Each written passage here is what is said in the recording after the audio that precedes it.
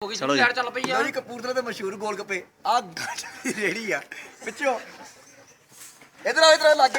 ਲਾਗੇ ਮੇਰੇ ਨਾਲ ਰੋ ਇਧਰ ਦੇਖੋ ਛੋਲੇ ਬਣੇ ਥੱਲੇ ਕਰ ਆਲੂ ਇਧਰ ਵੀ ਆਓ ਨੰਕੇ ਛੋਲੇ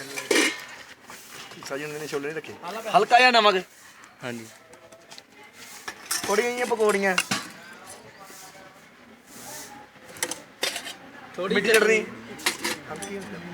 ਹਲਕੀ ਜਿਹੀ ਮਿੱਠੀ ਚਟਨੀ ਹਲਕੀ ਕਰਾਰੀ ਜੀ ਹਲਕੀ ਜਿਹੀ ਕਰਾਰੀ ਕਰਾਰੀ ਕਾਦੀ ਮਿੱਠੀ ਹੈ ਜੀ ਮਿੱਠੀ ਇਹ ਹਲਕੀ ਮਿੱਠੀ ਕੂਲਰ ਖੋਲ ਪਰ ਮੇਨ ਚੀਜ਼ ਹੈ ਜੀ ਪਕੌੜੀਆਂ ਪਾਈਆਂ ਪਈਆਂ ਨੇ